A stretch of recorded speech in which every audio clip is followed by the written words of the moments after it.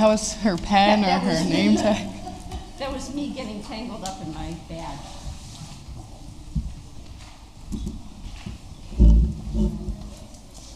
Okay, we're waiting for a couple of council people.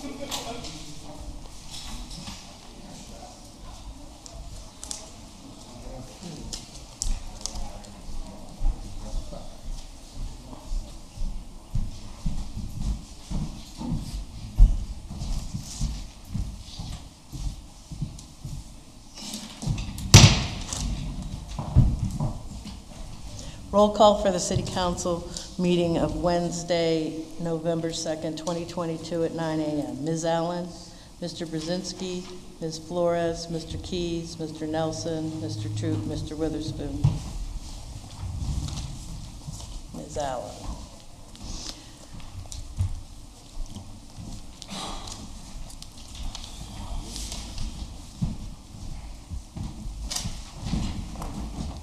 All right. We arise for silent meditation. Today especially, we want to remember the 14-year-old girl who was fatally shot. We only know her by her initials, AK. We know, though, that she was a student, I think, in the Mill Creek School District, where they are trying to come to grips with this tragedy. We have Councilman Troop would like to remember somebody, and then Councilwoman Flores is going to tell us about the Day of the Dead in Mexican tradition. Good morning, everybody. Just want to remember the Carson family. Yesterday, a local musician named Derek Carson, he's played in the Celebrate area and all different events for a long time. He passed away yesterday. He was a part of a band called the Sky's the Limit Band, which is well known from back in the day. So if you can just remember the Carson family and Derek Carson. And I just wanted to highlight that with Mexican culture, we honor our dead, and we celebrate Dia de los Muertos, which is November 1st and 2nd. We put out offerings for our ancestors and pictures of them in remembrance of their lives in hopes that they're living in the afterlife.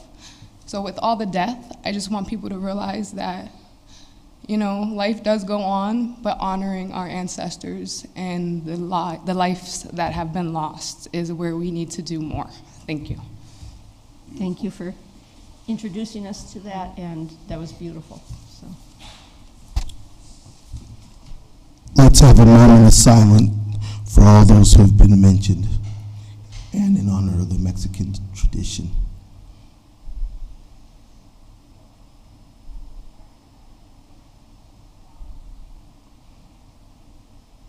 Dear Heavenly Father, we come before you today, first of all, grateful and thankful that you have assembled us in these chambers today. We ask that by the power of your Spirit that you help us to make good and prudent decisions on the behalf of the city residents. We just ask that you comfort those who mourn, that you help the city that's reeling and rocked by violence and tragedy, that you just help us be calm and help us to not adjust, but to be able to accept the things that we cannot change. And so we just ask this in your name. Amen. Pledge of Allegiance. I pledge allegiance to the flag of the United States of America and to the republic for which it stands, one nation, under God, indivisible, with liberty and justice for all.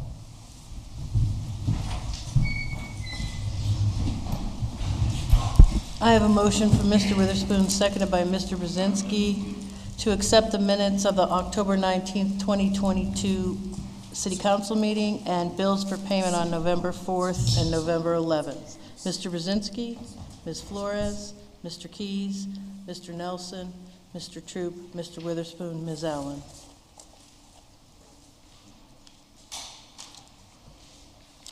Anybody here to speak on a repository sale? Anyone here to speak on a repository sale? Anyone here to speak on a repository sale? I think we can move on to public comments. Public comments.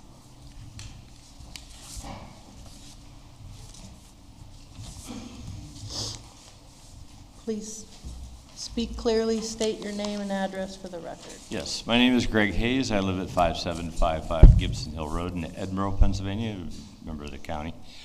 I'm also the chairman of North Coast Flight School, which is now in Port Meadville Airport. I'm here actually on a good note. I am not here to complain about anything for once, so all you guys can relax a little bit about that.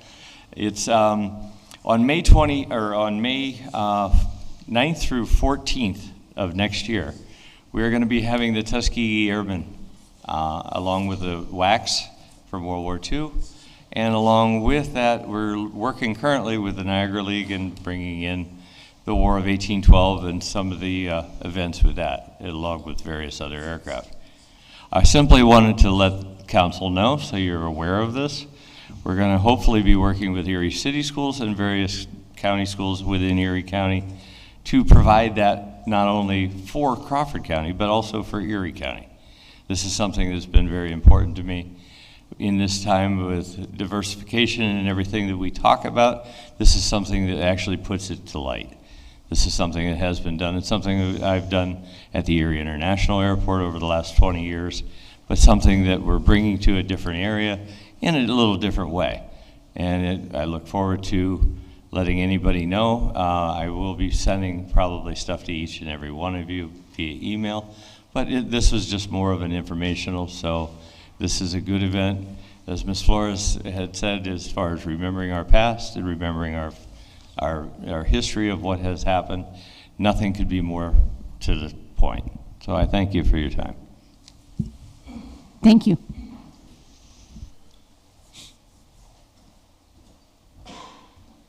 Good morning, members of council, and I am here to cause some good trouble. Scripture tells us that the love of money is the root of all evil. I'm Sheila Allen Moger. I reside at 2011 Fairmount Parkway here in the city of Erie, Pennsylvania. We know that the scripture tells us that the love of money is the root of all evil. And what I'm here asking for today is some clarity on an ordinance that was passed in June of this year from HUD and Urban Development, monies from HUD and Urban Development. The first reading read that it was for M22 projects, but then at the final reading it included, let me get it right, it included Insurance Fraud Prevention Authority. Now there is already an authority that was enacted by Congress, and the Erie Police Department is a grantee of both of those authorities. And then I can see why the city is in such disarray, because the money is not going where it should be going. And so my question is why? Why is money going to an authority that is already solvent? The police department is getting quite a bit of the city budget, plus the 14+ million, and then plus all of this money, and we know that we have people living in the city. We have people that are homeless. We have individuals that are living in housing that should be condemned. Why isn't this money going where it should be going? And I will be here every first Wednesday to cause good trouble. There are people in need, and we are in one of the richest countries in the world, the richest country. And yet we have people living in poverty, and it shouldn't be, because the money is there, and it's not going. I hate to say this, but when I was working for the county, I heard one of the former council person tell a woman, well, she didn't hear him because she had walked down the hall, and I was coming out of the office that I was working on my way to class across the street, and I heard him say to her, and I quote, "I don't have to do anything for you people because you're black." Is that the sentiment here? Because the people are black, that you feel that you don't have to do anything for them when they need it the most? There's scripture in the Bible that tells us specifically how we should treat the poor among us, and it's not happening. You're taking from the poor and you're giving to those that don't need. We have a council person that spent $6,000 on T-shirts where they stitched in gold. Where's the money going? I'd like to know. Thank you.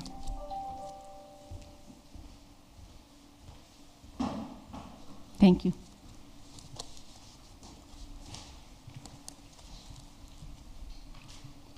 Good morning. My name is Brad Paganoff, a resident of Mill Creek, 223 Stonegate Drive, 16505. It's my first time speaking to City Council. I've been sitting in the back for 3 years now, and I thought it merits some discussion of what's going on at the airport. You've all been copied on several emails. You saw the most recent news article about the FAA Part 13. My qualifications were for this discussion. I served as chairman of the National Governors Association Commerce and Transportation Committee. That is oversight for a lot of the policies, so I am conversant on this matter. My purpose here today, it's my understanding another reappointment might be taking effect. They're under federal investigation right now, so for some concerns. Why would you reappoint someone that's been in leadership until we see the resolution on that? I'm sorry if I'm coming out because I'm very passionate on this. October of 2020, Derek Martin signed a contract that he was not authorized to. The authorization came 2 weeks after at the board meeting. That's cost the airport and taxpayer monies over $200,000 to defend him to this date. Subsequently, I was a board member. February, you've read it in your emails. Court deeds reflect Derek Martin spent almost $400,000 on 2 properties he was not authorized to purchase. Again, board leadership, majority, went along with that. I was a board member in April. The April minutes now reflect that we voted on buying those properties. I have no recollection of this. So subsequently, we go to Derek Martin going to the Mill Creek Township Supervisors meeting in June saying he has FAA authority. He did not. He was told to not speak there. So I find it very difficult you would reappoint a leadership position knowing that you're going to forego a possibility of appointing a minority, who, by the way, was circumvented by Brian Slalin having his resume sent in on airport letterhead. It was forwarded to the committee, or the council. As it was received, looked like it was endorsement from him from the airport. We need to stop this until we get some of these answers, these questions answered. So respectfully, I would offer up possibly tabling or motion to put it on next month's agenda until we hear back from the FAA. I thank you for your time and your consideration on the matter. Could you tell us, one of of the things I've been curious about is why are you no longer on the Airport Authority? You were on for a very short time. Yeah, given my credentials, I spent almost a year of my... Why are you no longer a member of the Airport Authority? I could not put forth any of my concerns on the agendas. The agendas are handled by So me. you resigned, is that correct? Correct. But I still follow it if your airport fails. All of your So you multimodal could have fail. stayed on and asked these questions as a member of the authority, but you resigned. How long were you on the Airport Authority? Till February of this past year. And when were you appointed? Wasn't it like the previous December? No, that I was appointed in January because a previous appointee was not approved by county council. I mean, that's neither here or there. I know we aren't supposed to engage, but I just wanted to make clear for my information that you were on the Airport Authority for how many months? 13. And I have all the emails, by the way. And then Ms. Flores, we're part of the Russian church. It's called the Ponha Hida in Russian when we honor the dead. I actually grew up in Brazil in Bahia, so Portuguese.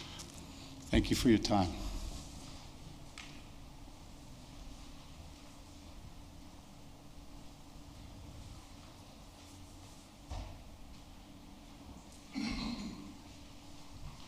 Other public comments?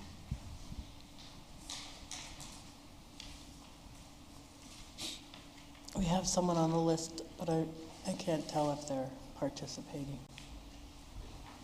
So, Lori, did you say you think, is there anybody else in the audience here, or there's somebody online on Zoom? Jess Hughes.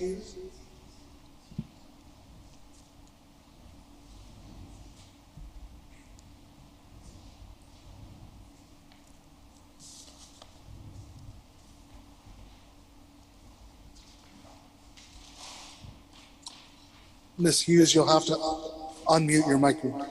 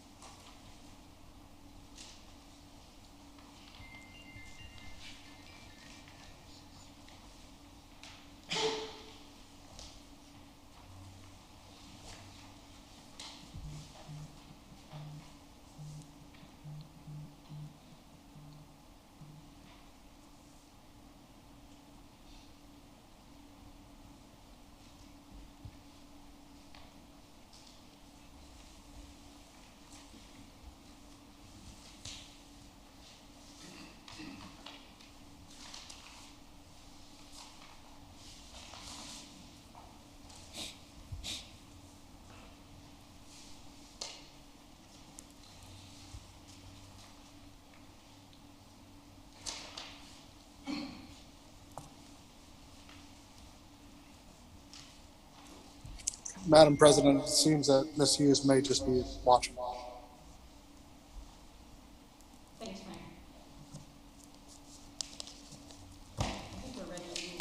We can move on to ordinances for final passage.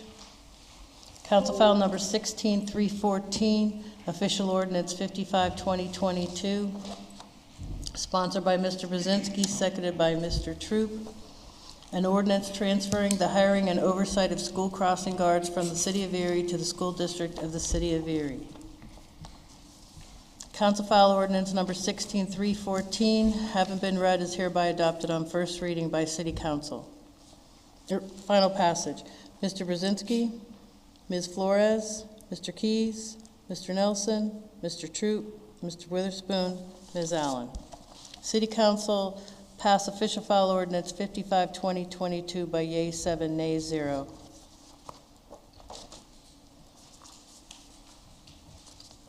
Council file number 16313, official ordinance 56-2022, an ordinance appropriating the sum of $63,459 from unappropriated and anticipated revenue and providing for the expenditure thereof. This is the 2022 Justice Assistance Grant, sponsored by Mr. Brzezinski, seconded by Mr. Troop.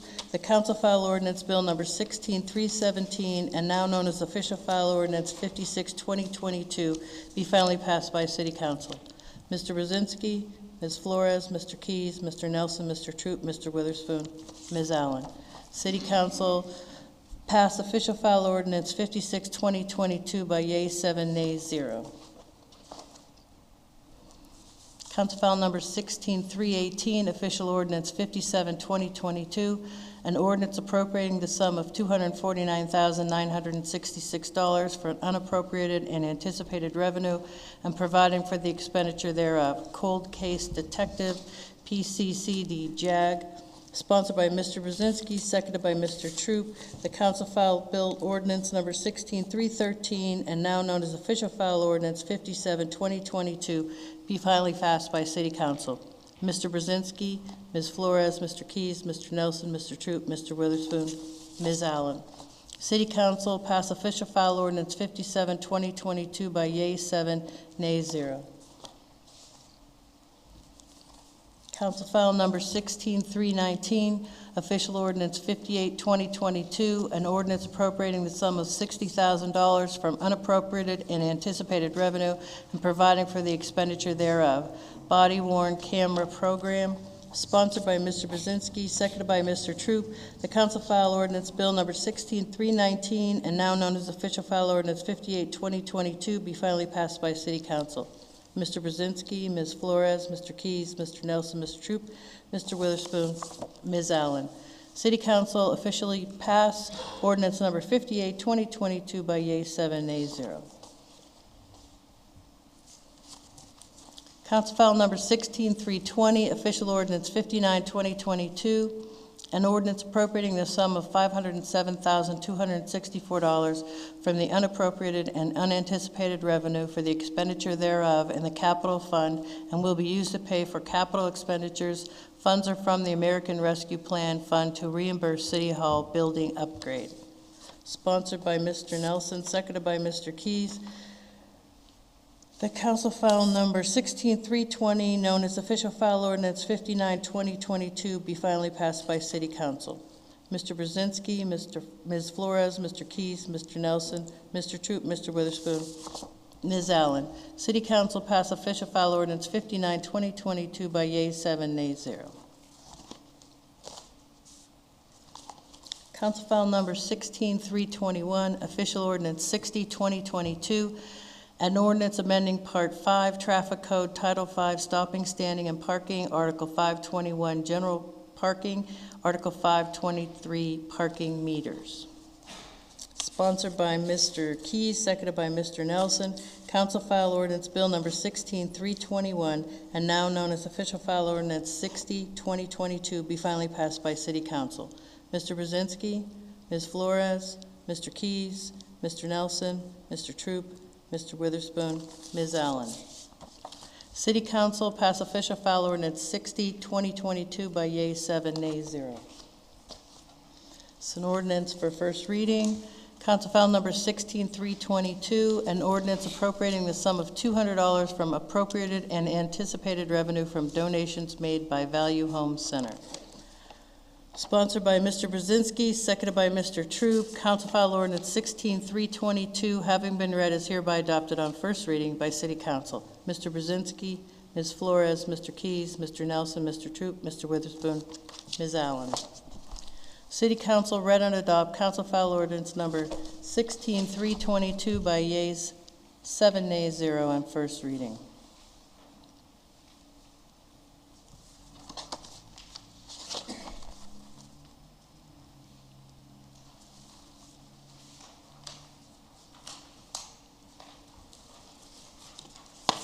That takes us to new business.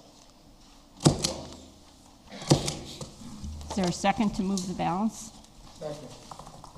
Okay, separations. Number 1. Number 2.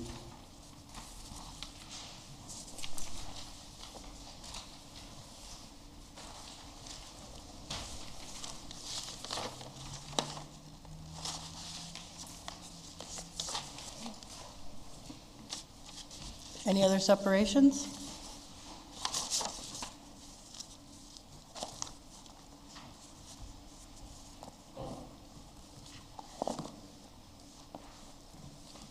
So now we're going to vote on the balance. Moving the balance of the agenda. Mr. Brzezinski, Ms. Flores, Mr. Keys, Mr. Nelson, Mr. Troop, Mr. Witherspoon.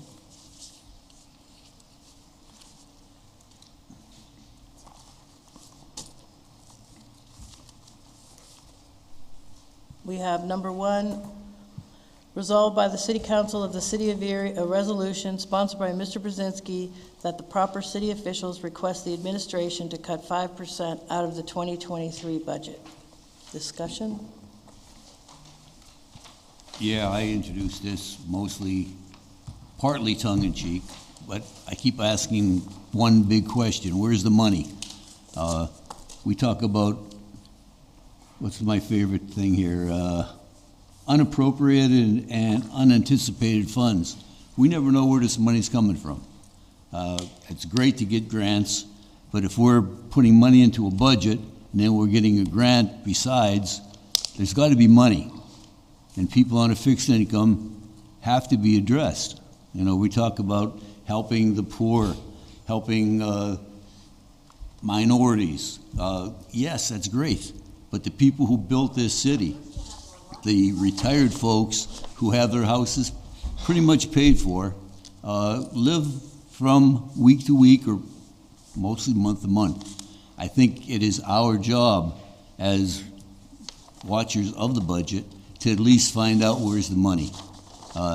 That being said, I don't know if anybody else wants to speak to it, but, okay.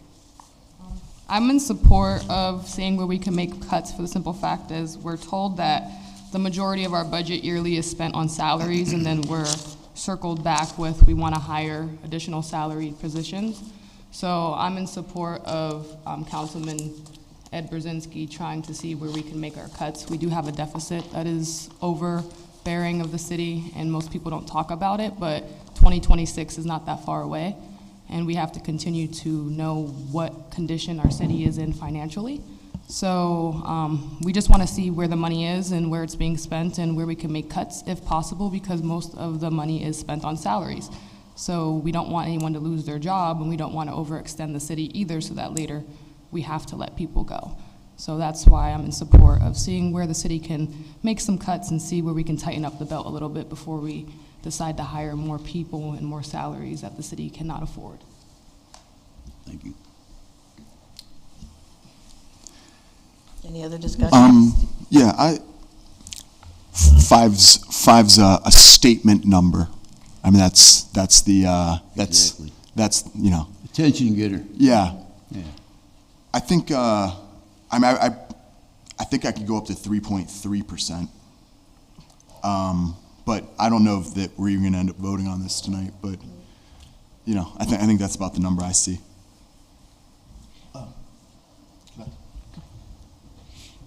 So I stand with my colleagues who Mr. Brzezinski said the most important thing we have to do is the budget.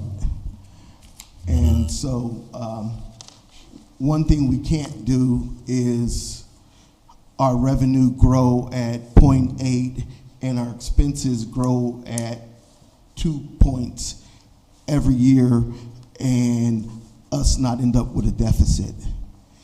And so what needs to happen is if our revenue grows by 0.8, our expenses need to mirror the amount of money that is coming into this city.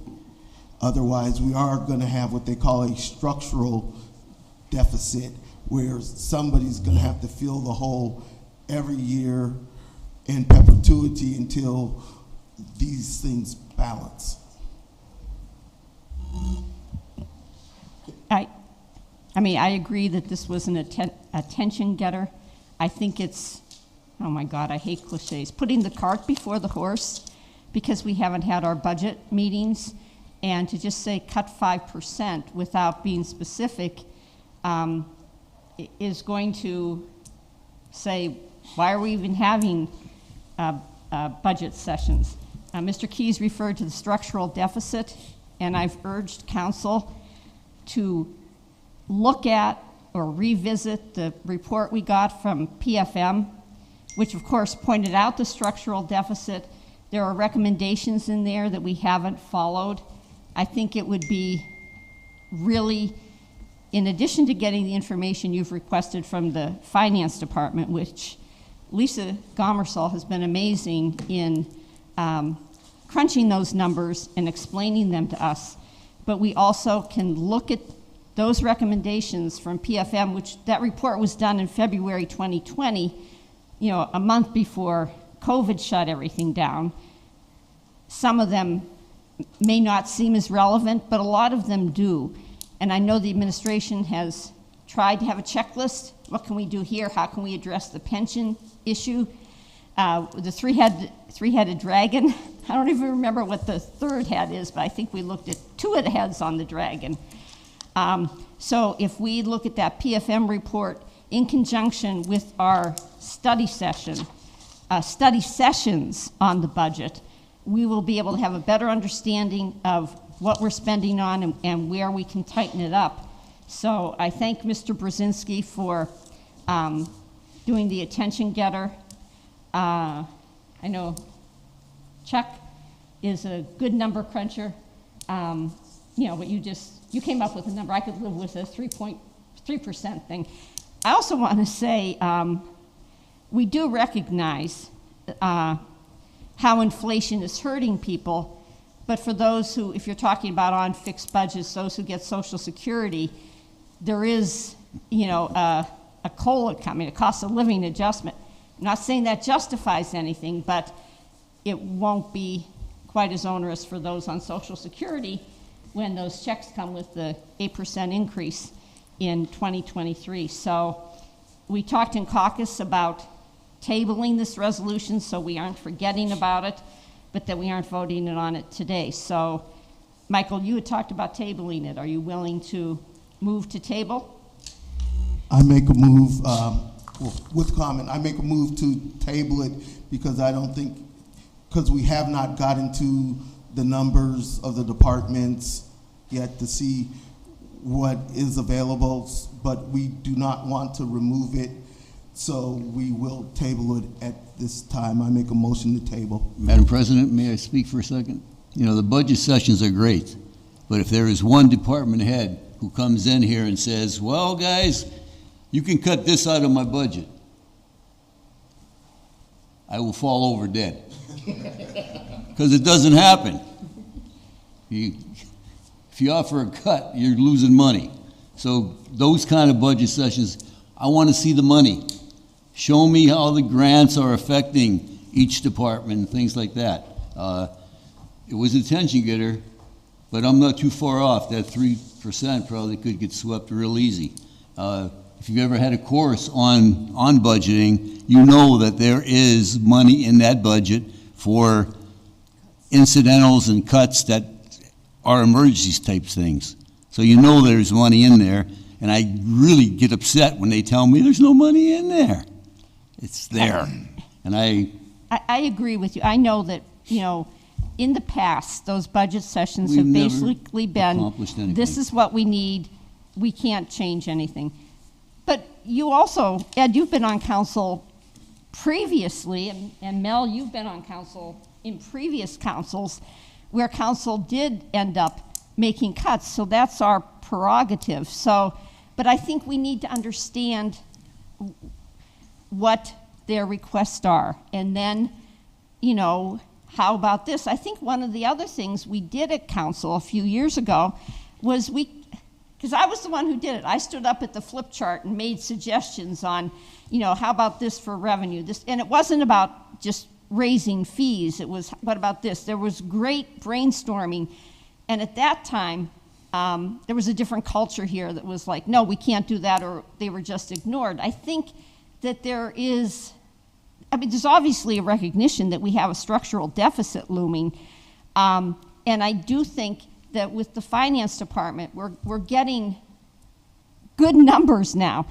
But, you know, let's get that list of every question so that everything is answered. I agree with you, Ed. I was very frustrated when it would be, we can't do that, we can't do that, we can't do that. We can do the nudge, and then we can do the, you know, we're the ultimate axe throwers, axe cutters, whatever.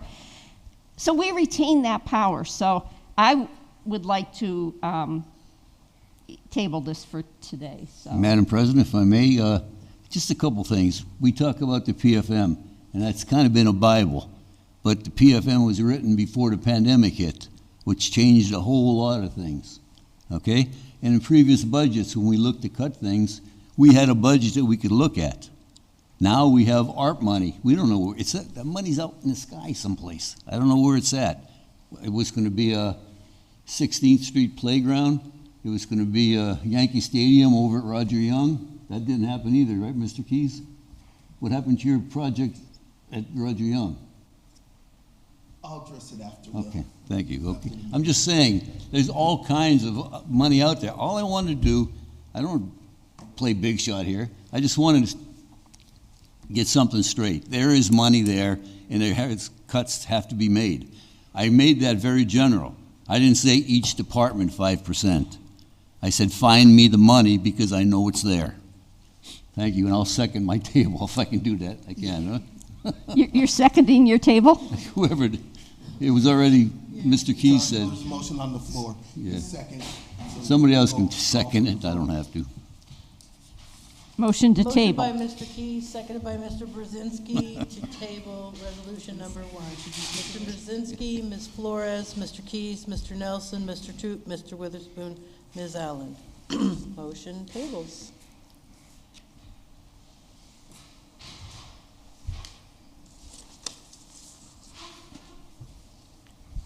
Now we are at committee reports? Nope, we have number 2.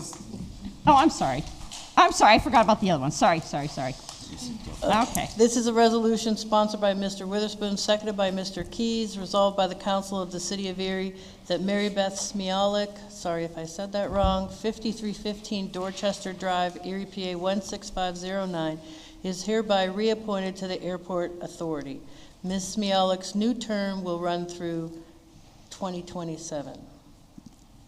Madam President, can I ask the solicitor maybe? We heard comment from the dais there that there's litigation going on. Don't have verification.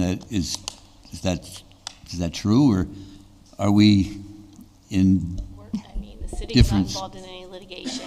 The authority, I can't comment on that. Well, I mean, it was said that she is under investigation. I don't believe that was what was stated. So we No, can't go and I by believe hearsay. that was I can't comment on that. instigated by somebody that, it's not the FAA that instigated it. The FAA is obliged to investigate because the people who are trying to throw the airport authority into chaos are the ones behind that, is my understanding. I just need a clarification on that. If it's hearsay, then I'm sorry. It's not hearsay. The FAA is investigating the airport.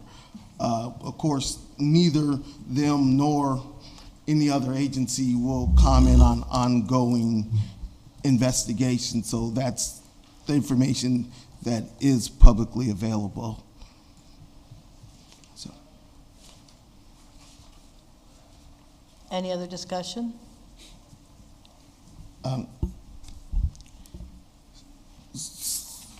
I have a couple, if I could. So, one correction in line 2, where it says Dorchester Drive is in Erie, Pennsylvania. Dorchester Drive is not in Erie, Pennsylvania, and so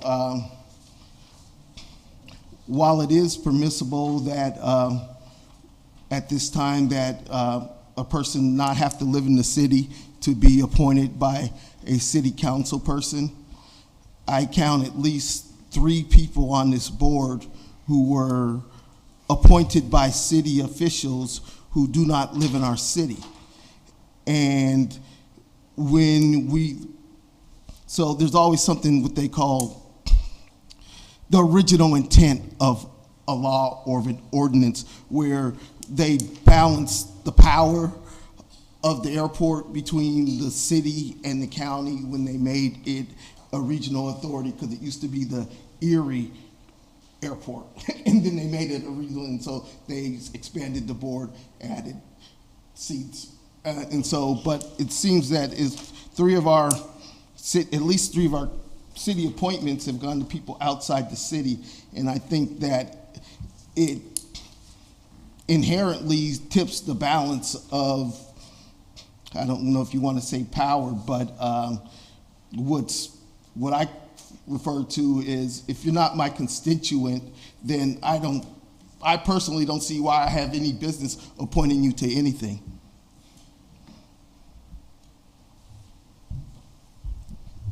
As I stated in caucus, it was a very delicate balance to get to the regional airport authority. And what you're looking for on a board that is a regional board is a set of skills, not a balance of power. How does, whether you live in the city of Erie or you live in Mill Creek, and I want to get back to the address. We don't have addresses that say 5315 Dorchester Drive, Mill Creek, PA. We don't do that. But anytime we've tried to approach a regional authority, it's been a delicate balance. As you know, with EMTA, we do have, there's an appointment coming open, 12/31/23, for somebody who's on the airport authority, who also serves on the water authority, a City of Erie resident. So there will be opportunity for the next council president and the 2023 City Council to determine ahead of time, do you want to make sure that the person who, the next time this appointment comes up, that it's a City of Erie resident? But it still has to be somebody with a skill set.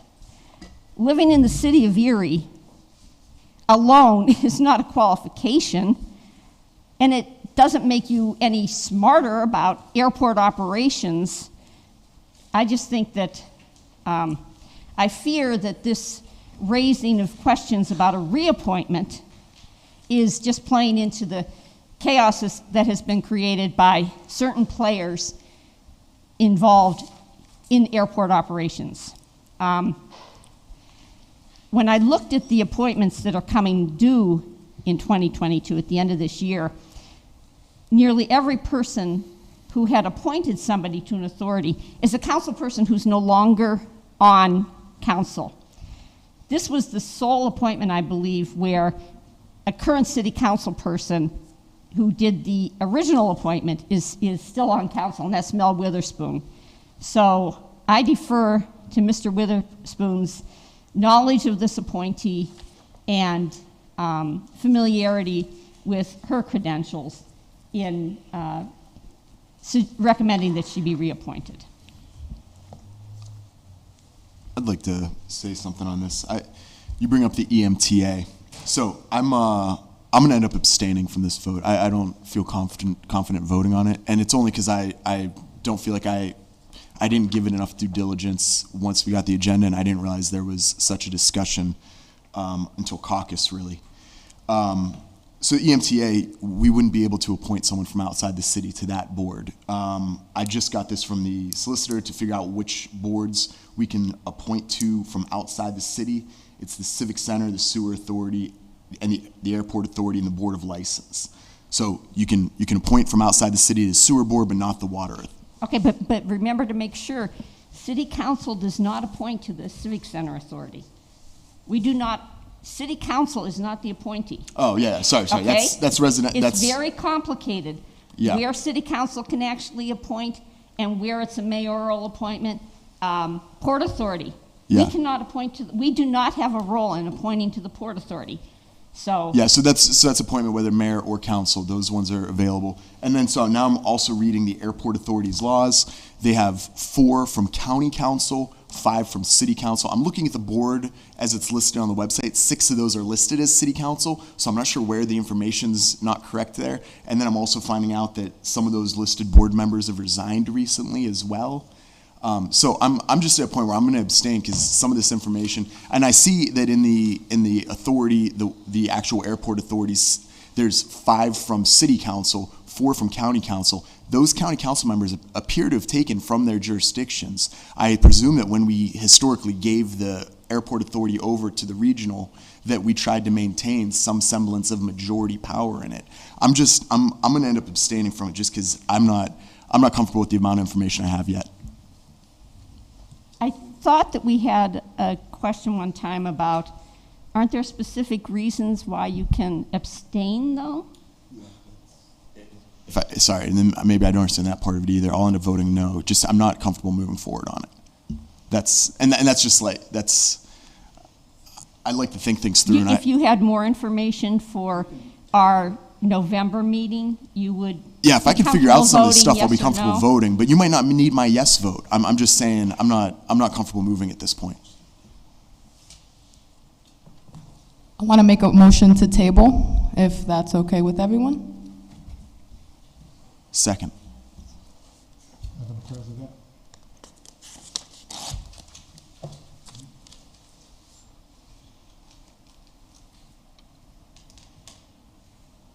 I reappointed or recommended the reappointment of Mary Beth Smiley because I've known her and worked with her for 22 years. She's probably the second or third in command at Penelec First Energy. She's smart, she's intelligent, she knows HR. I didn't appoint her because she lived within or outside the city. I appointed her because of her intelligence. She has brought some sanity, planning to the airport authority. She was my original appointment. The authority, in my understanding, is very pleased with the work she does as a volunteer.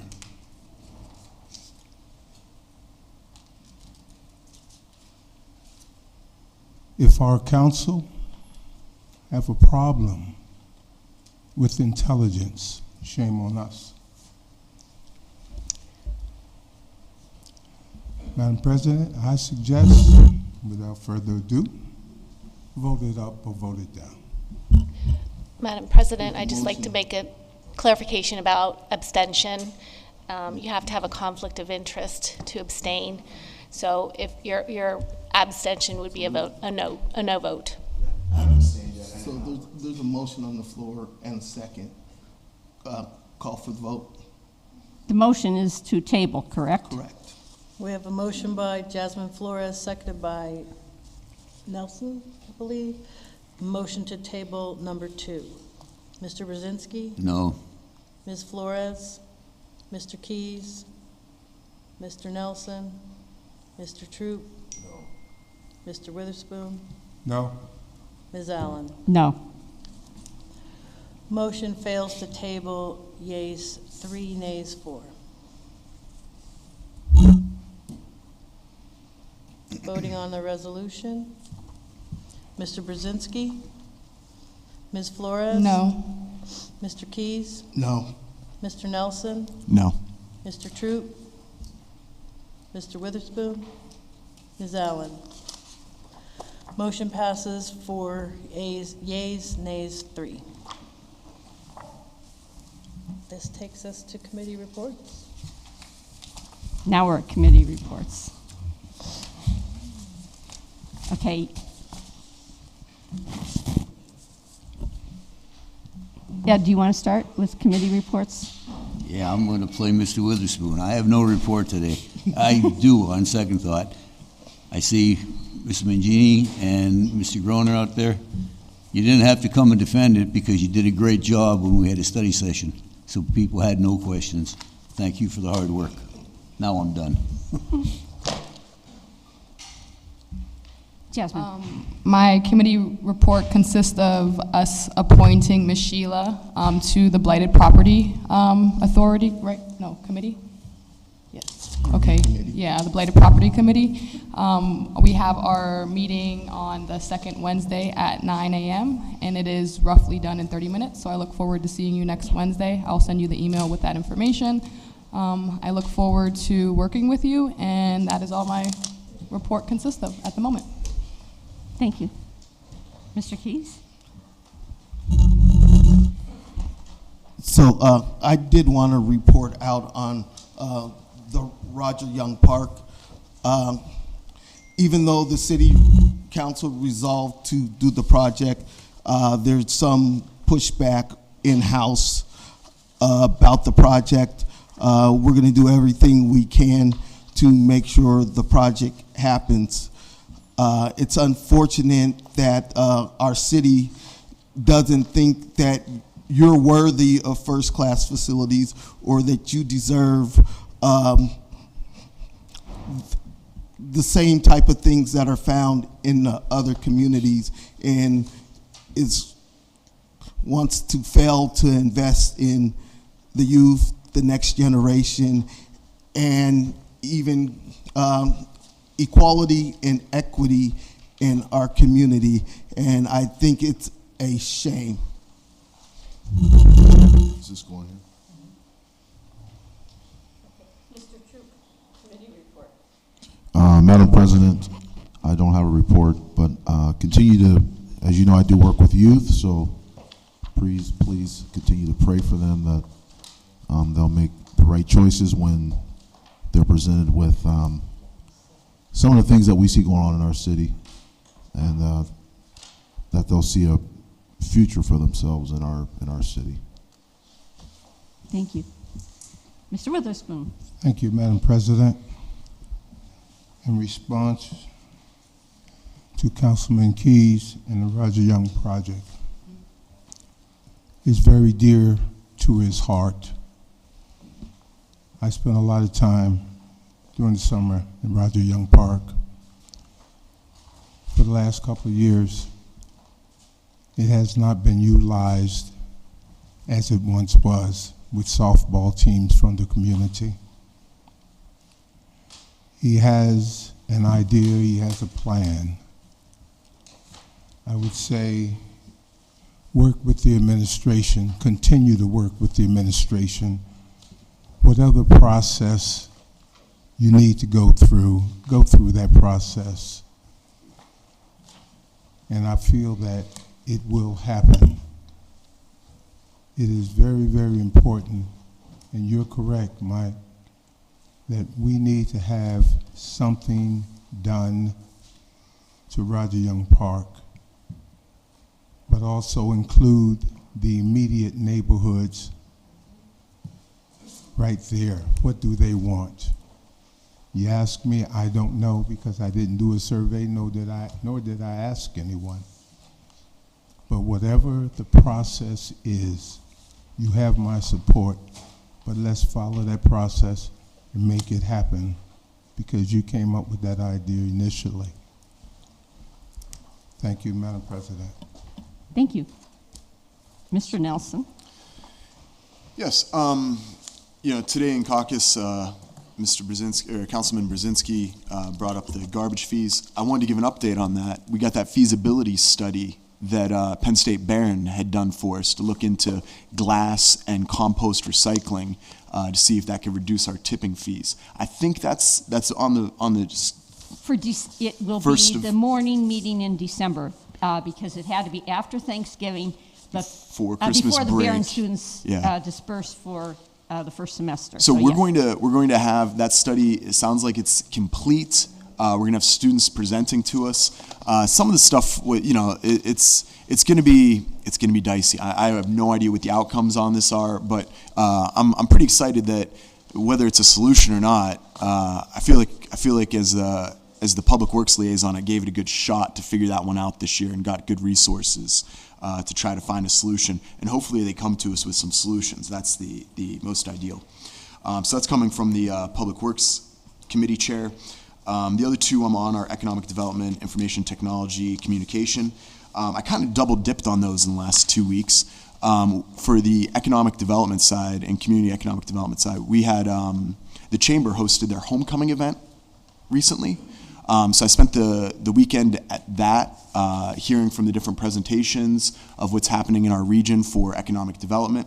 And while there, Jasmine and I hosted a group that's looking to update our technology infrastructure. Right now, we have some of the lowest access to fiber optic internet in the nation. For a city our size, actually the lowest. And what we have for copper coaxial broadband is actually below what the FCC standards most recent are. So we hosted a group from Colorado that I'd actually been recruiting since October, and that Jasmine's been busting her butt to bring to the table. We'll see what happens of it, but they're talking about $60 million of investment. So no big announcements to make yet, but conversations are pretty exciting for us to be able to have private investment implementing what Cleveland and Mayor Bibbs there is investing $35 million of ARPA money in. Private investment of what Chattanooga has done to make a gig city. Private investment to do what the fastest growing city of our size in the nation is providing with 10 gig residential services. We're bringing that to the table, at least in early conversations. Way too early for me to probably even be talking about it. But they flew from Colorado 2 weeks ago to come check it out and do some site visits. So I'm pretty excited about that. Anyways, that concludes my committee report. Thank you. There's a couple of things I wanted to point out. I hope I know not everybody is a print reader anymore, but I do hope that you still pay attention to local media. This ad that was in the paper about what's been happening with the Diversity, Equity, and Inclusion Commission at the county level. I think it's really important for city residents to pay attention to the actions being proposed by the county executive to decimate that commission. Kind of speaking on that theme, I want to follow back to what Mel said about Roger Young Park. A long time ago, or it seems like a long time ago now, Michael, Mel, and I met at Tim Hortons to talk about ARP funding. And I wrote a little report after that, and we knew that Roger Young was a priority. We all agreed on that. But with Mel, I also urge that those who support that get involved in the process. We also need to talk to the school district about their plans for a track. I remember several times saying, how do we get to yes? We aren't trying to stop at no. I know that Mr. Keyes has reached out to a local architect to do an RFP for a study. Again, kind of leaping ahead of the process. We talked about diversity, you're talking about equity. So I happened to see a story the other day, Shaping the Equitable City. And I clicked on a link and I found out that there is an organization of minority architects.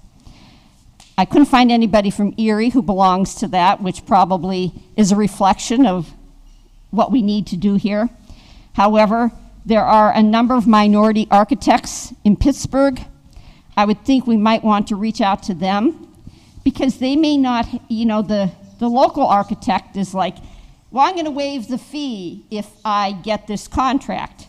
That, again, is kind of putting the cart before the horse.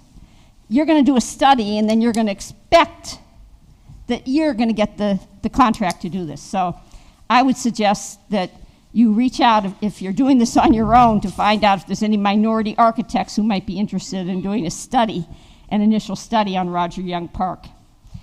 Getting back to what the county executive is doing with the budget, one of the reasons why, are you speaking as I'm speaking? Can I finish?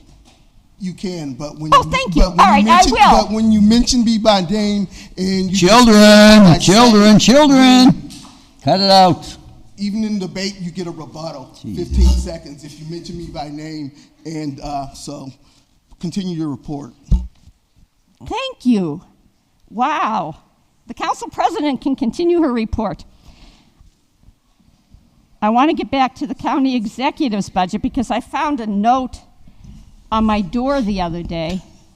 Liz, I'm writing to you to say I am opposed to cutting of funding to senior centers. My mother is 87 years old. She has been going to senior centers for 20 years. Since my father passed away, she has made many friends and has stayed active. Keep funding the senior centers in the 2023 budget. The person signed her name but didn't give me a contact information. I empathize with this person. It's not the city that funds the senior centers. That's part of those cuts in the county executive's budget.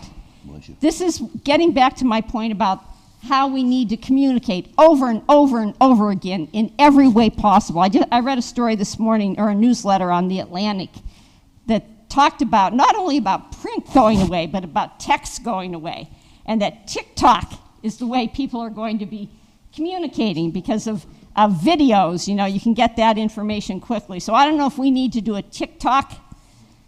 I've never done one. We do have a musician on our council, but to help people understand who's responsible for which funding of which services.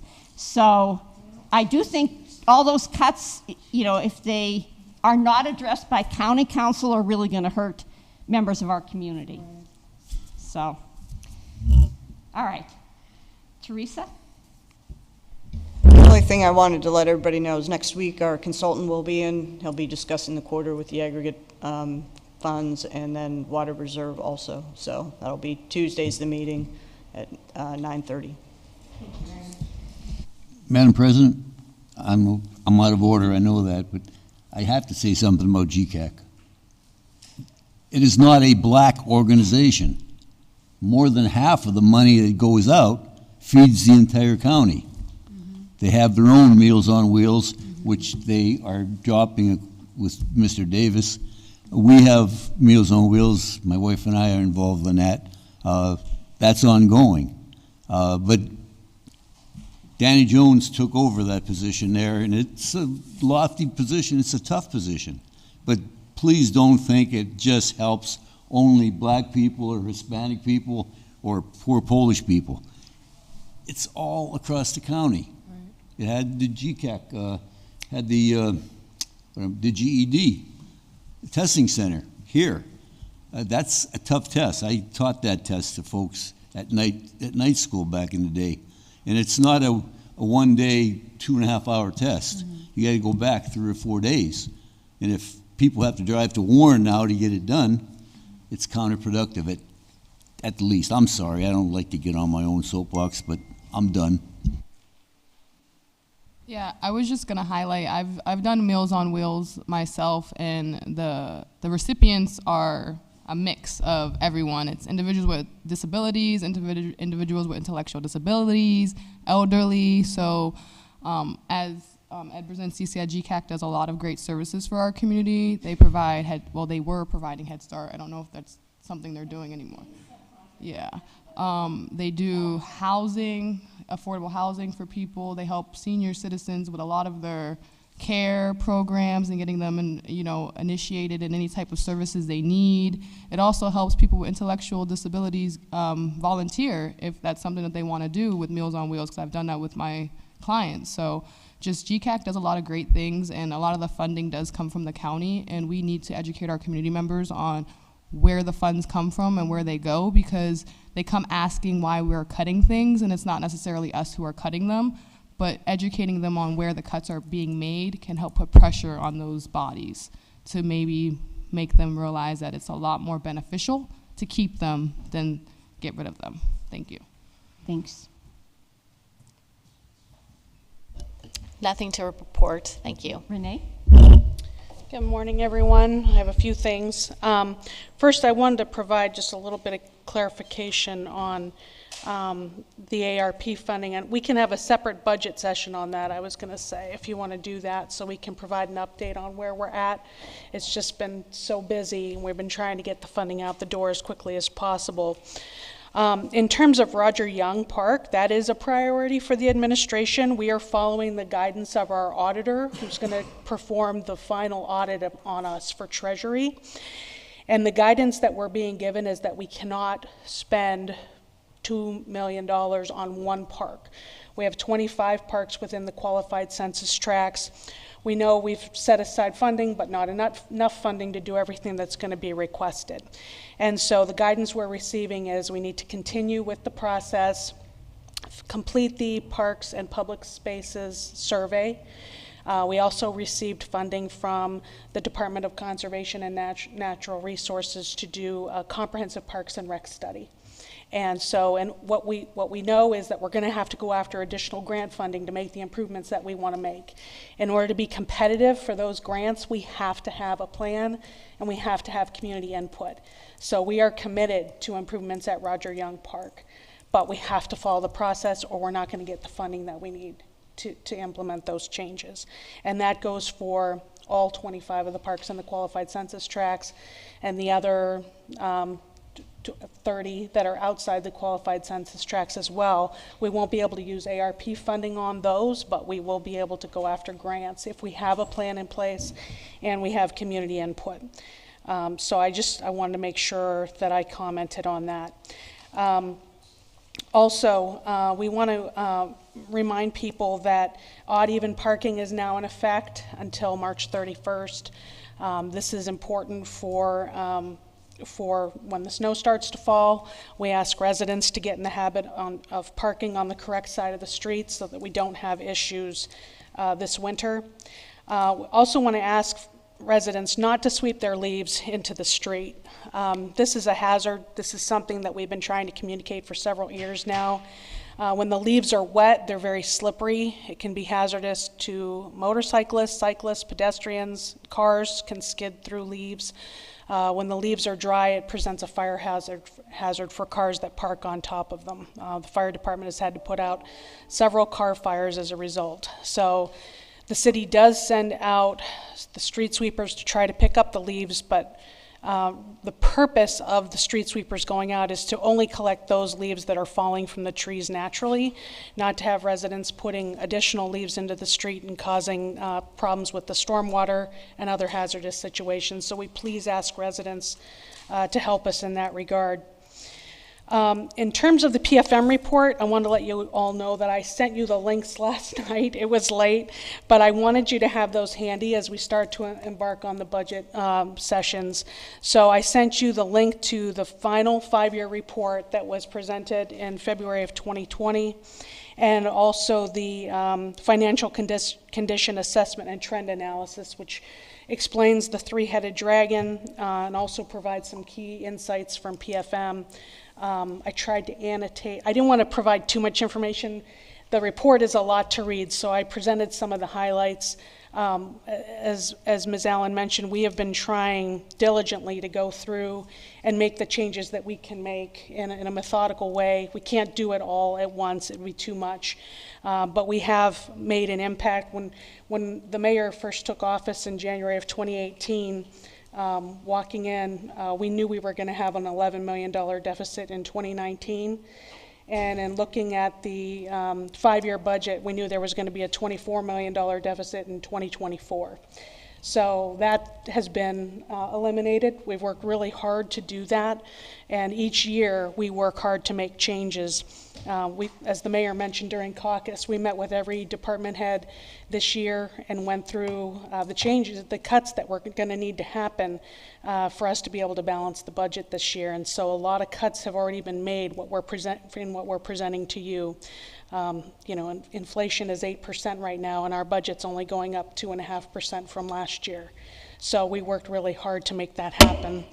And then just quickly, tomorrow's press conference is going to focus on Veterans Affairs. There's also a press conference Friday morning on Downtown Delights in partnership with the Erie Downtown Partnership. And I want to let you know that I'm working on a couple things.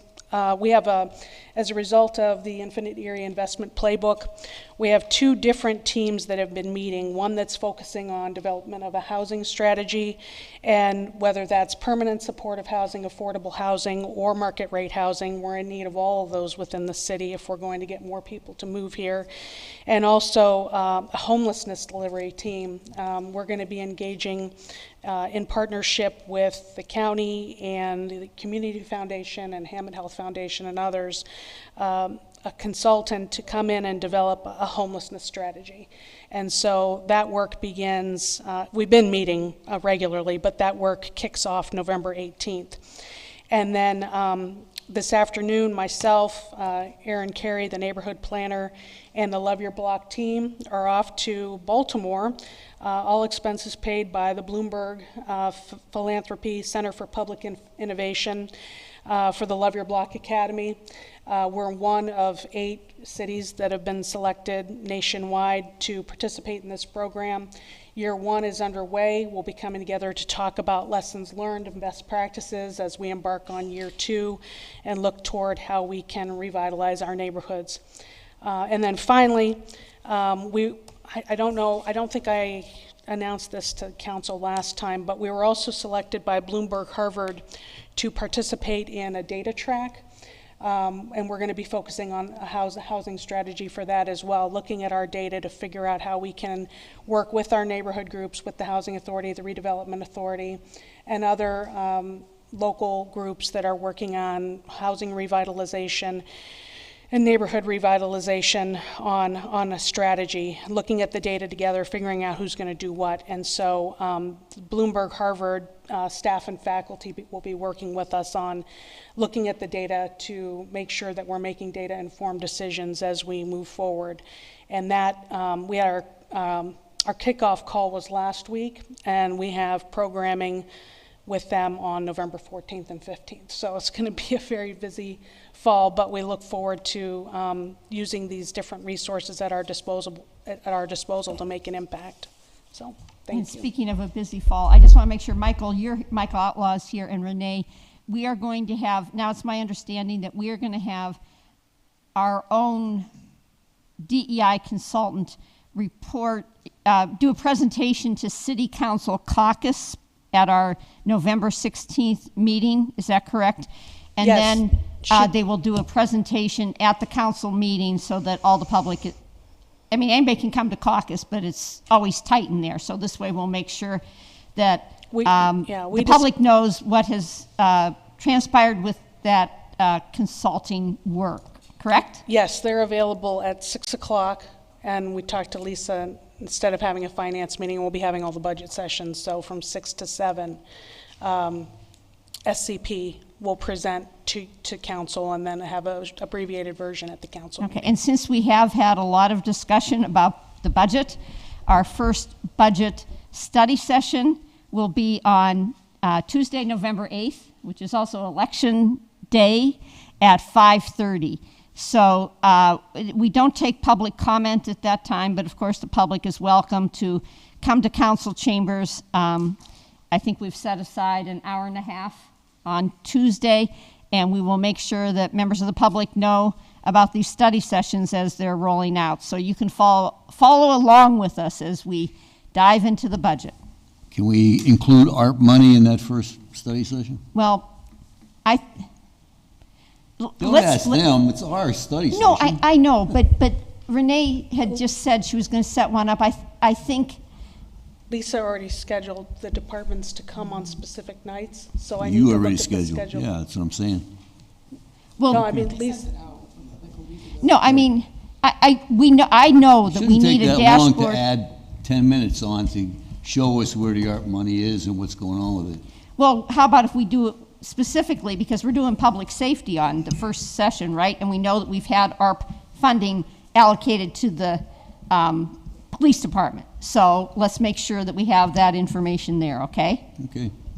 Is that okay? Just a plea for transparency, that's what we hear all the time. You see right through it. All right, anything else? No. City Council adjourned at 10:25 a.m. Ms. Allen, Mr. Brzezinski, Ms. Flores, Mr. Keys, Mr. Nelson, Mr. Troop, Mr. Witherspoon.